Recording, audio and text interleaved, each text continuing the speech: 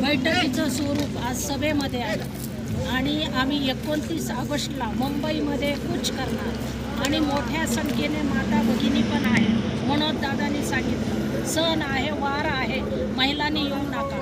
तरी पण आमच्यासारख्या महिला भरपूर येणार आहेत. माझा एकच इशारा आहे सरकारला की आम्ही माता भगिनी ज्या मनोजदादा जरांगे पाटील यांच्या लढ्यामध्ये पहिल्यापासून आहोत. मुंबईला आल्यानंतर जर मनोजदादांवर वेळ आणत असताल तुम्ही उपोषणची, ते आम्ही माता भगिनी कदापि सहन करणार नाही. तुम्हाला मनोजदादा वारंवार सांगत आहेत की आमच्या मागण्या पूर्ण करा. तुम्ही नुसतं झोपीचं सोंग घेता.